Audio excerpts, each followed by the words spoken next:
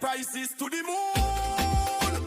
The bears them waiting for the crash coming real soon. But the OG consultant watching, he's seen it all before. Over 40 years in the game, he knows the real score.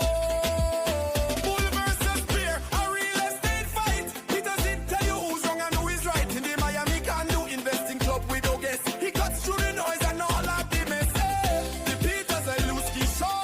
Big respect, OG in the game. Listen and learn the man's name. And up down.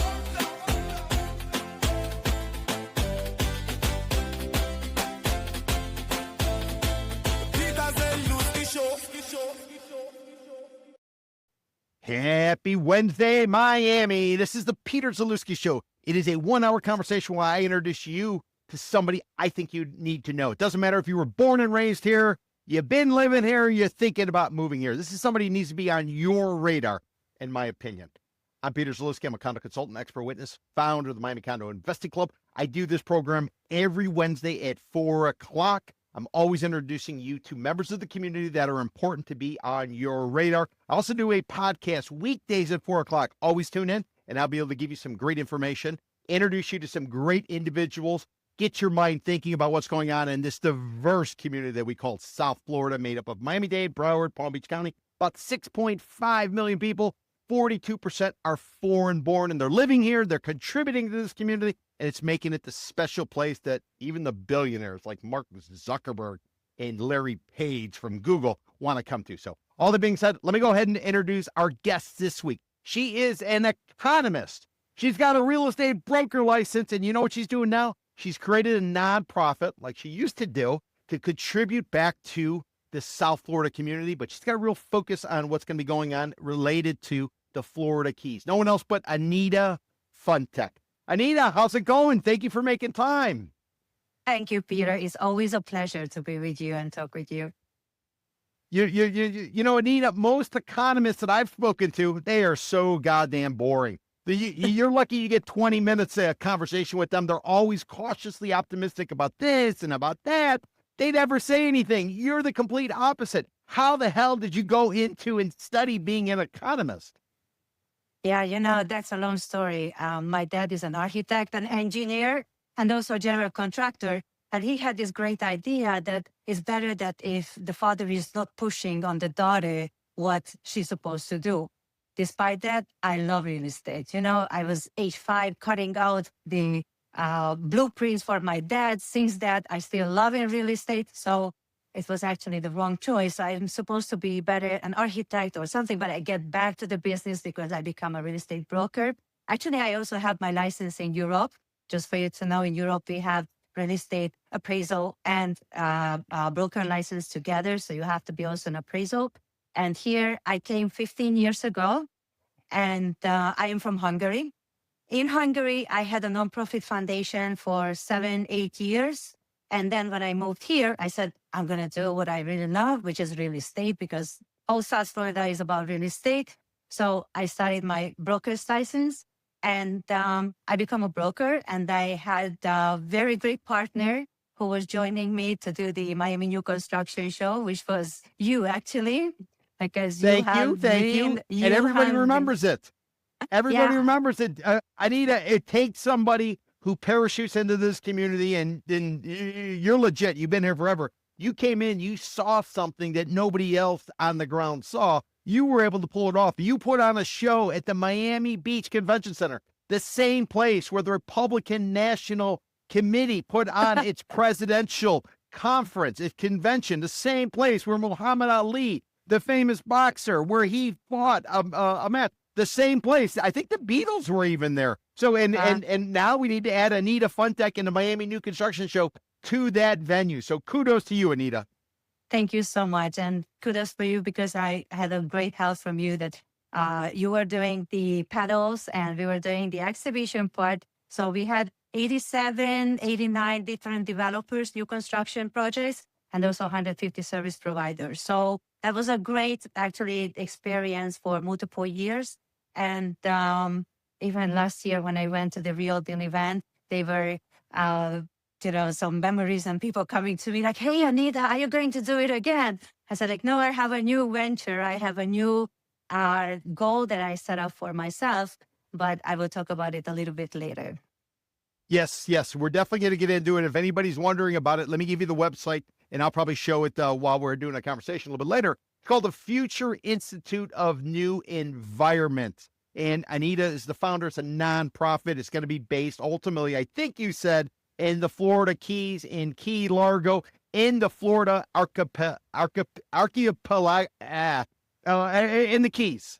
Yes. Yeah, but there's a process that how I get to this nonprofit, because this nonprofit is technically not just giving back, but also there's a necessity how it came to life. Being a real estate broker and living in this market, you see how the market is changing. COVID was a major, significant full stop, and I think since COVID, the market has been really shaken. Number one, what I see. Obviously, under COVID, there was a full stop. And then after COVID, there was a huge acceleration in the market. This current market, I think, is not a recession because people are holding the prices. It's more like a stabilization of the market prices. Prices right now are about 40% higher than it was before COVID. So this needs time, to adjust. But also at the same time, the development prices get higher. We have less people, first of all. Construction prices went up because of the material prices. Insurance prices went up. So the market has changed significantly. And right now, what I see and what I hear from investors is like, look, I don't want to have a problem. I want to have an investment. I want to have a solution. I want to have some return. So as an economist, and this is the moment when it comes handy that you are also an economist, what you start to see is that, all right, you need to see the income part, that how much I can make from a property. You can see the expense part, that how much it takes to purchase and to maintain. And if there is something in between and this comes positive, good, the investment is giving you some return. But recently, it started to become negative. So this is the moment when you say that the prices, luckily, we have still about 40-50% of the buyers are buying for cash, which means that our market is not that much influenced with the interest rates. It's a little bit different market. Latin Americans are still coming. They want to have a safe haven for their investment. Canadians, we are a little bit, messed up with them. But still, in Canada, it's still minus 20 Celsius. So they didn't give up on us. So I cannot say that it's completely black or white. And New York and California, our non-income tax state, is still attractive. And if we have these beautiful winters, you can see all the cars with the place of New York and California and New Jersey. So they are coming.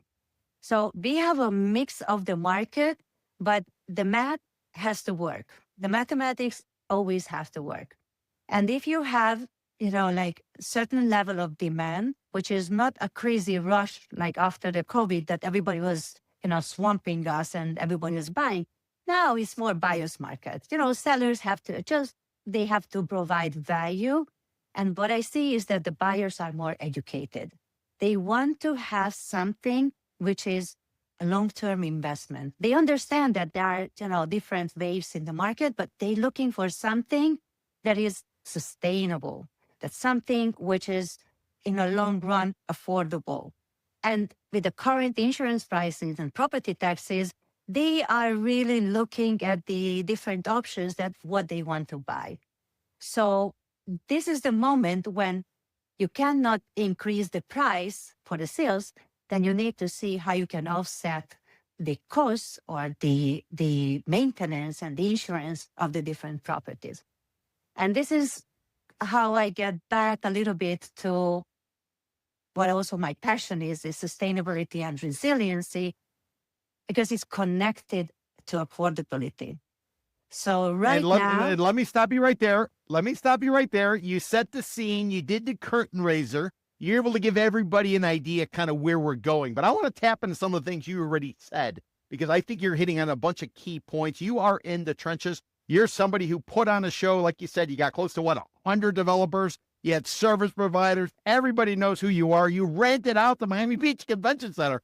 Who in their right mind would think about doing it? Anita would, because she understood the numbers. She understands the numbers, and that's the beautiful part. And Anita, you also come from a place that's a little bit different. You come from Europe and you come from Hungary. So your perspective might be a little bit different than somebody like me who comes from Chicago, or maybe somebody who's coming from California, somebody who's coming from New York, somebody who, God forbid, is coming from New Jersey. So, it's a little bit of a different perspective. So what I'd like to do is I'd like to drill down into you, find out a little bit about you. Then I want to talk a little bit about your real estate, what you do with your real estate. I want to talk a little bit about the Miami New Construction Show.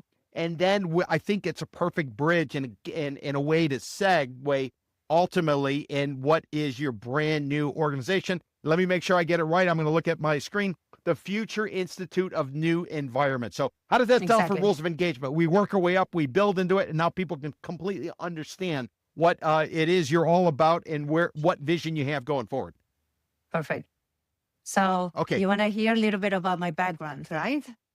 Please. Well, first and foremost, when you came to the United States, why did you come to Miami? Why didn't you go to New York? Why didn't you go elsewhere? Why? What was it about Miami? What was the initial or the original attraction or appeal? Yeah, first of all, it's super sexy. That's you can you have to admit that Miami is super sexy. And besides that, I was living in Budapest.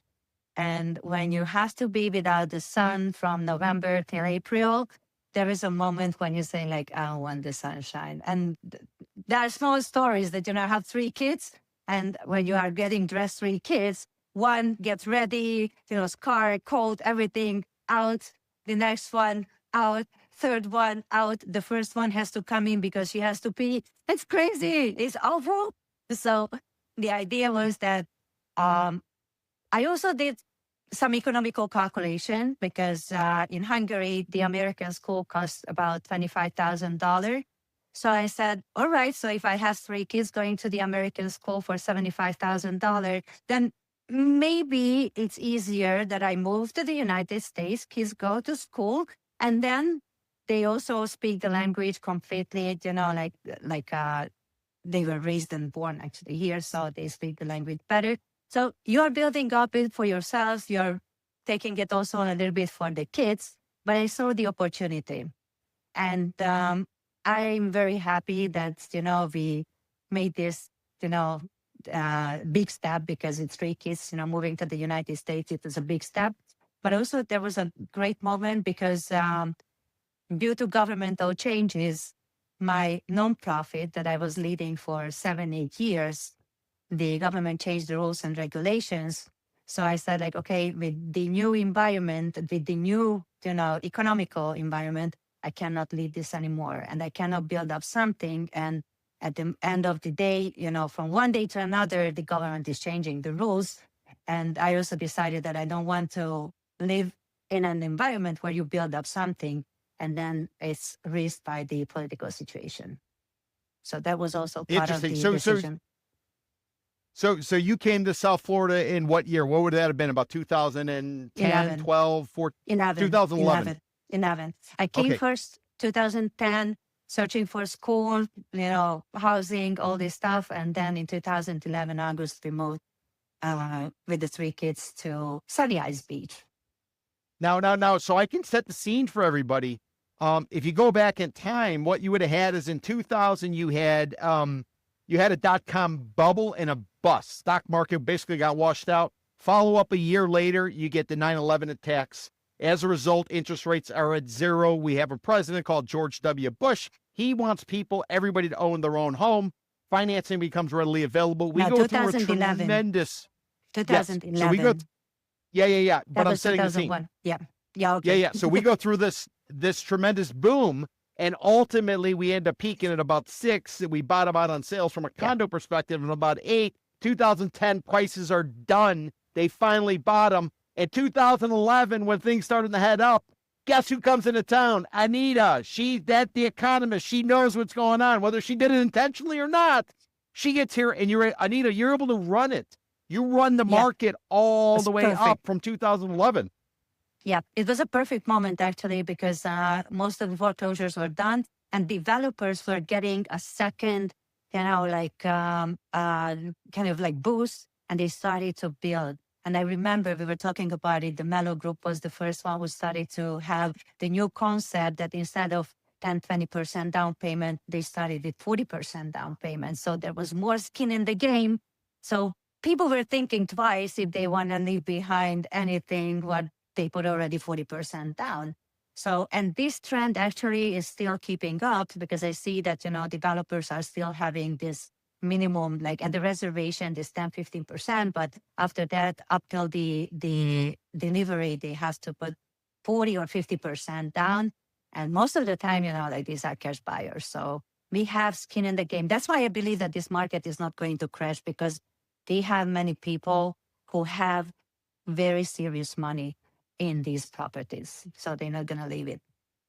So 2011. So Anita, you've only seen it go up. Now there were moments when it could have gone sideways. About 2018, 2019, of Jerome Powell, outgoing chairman of the Federal Reserve, put in place by President Trump. He started raising rates, and you know what President Trump did? Imagine this in first term. He starts jawboning old man Powell, trying to get him to cut rates because he knows when rates go down, housing goes up. When rates go up, housing goes down. And Powell bends the knee. He cuts rates. He provides a lifeline to all kind of people in South Florida who were in the condo market who might have got ahead of themselves. Then we run into the pandemic. Everything goes down. And then the state of Florida, Governor DeSantis says, listen, if you want to come to Florida and you don't want to wear a mask, come on down.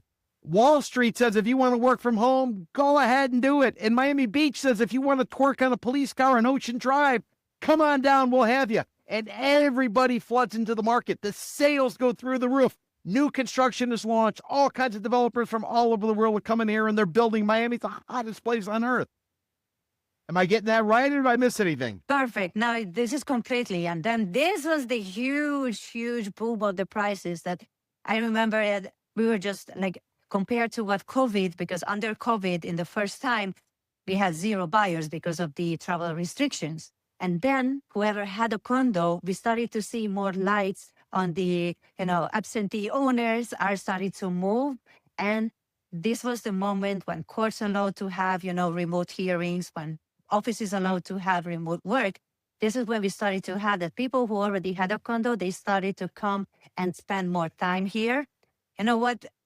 Property managers were telling me the water consumption is crazy. It went up because they had more people in the buildings. So it's not just the lights, but also the water consumption. But this was the huge moment of like the prices. And of course, like every seller become greedy. Let's, push the prices to the roof. So this was the moment when actually what I think the market is a little bit over accelerated. And now what we see is that the adjustment are, we are waiting until the new construction prices because of the higher expenses are going to, reach the resale market. So we're going to see some adjustment.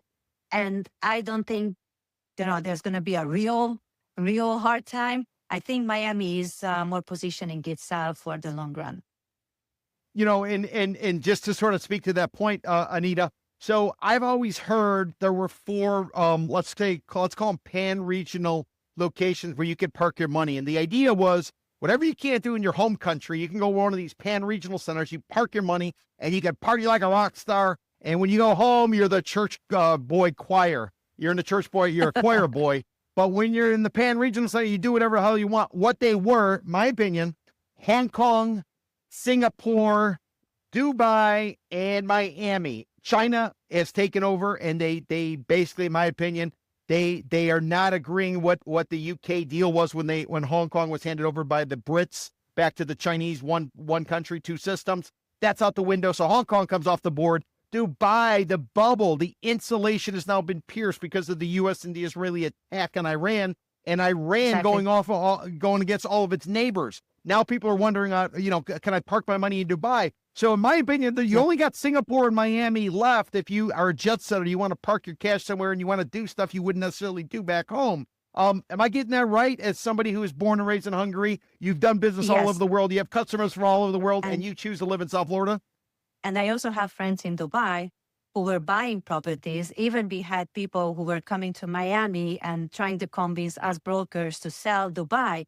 I was always like, look, guys, first of all, from Miami is 16 hours. Whoever wants to buy there, this is the European, like audience. Russians, like after the war started, a lot of Russians went to Thailand. No, and you Dubai. can't say war.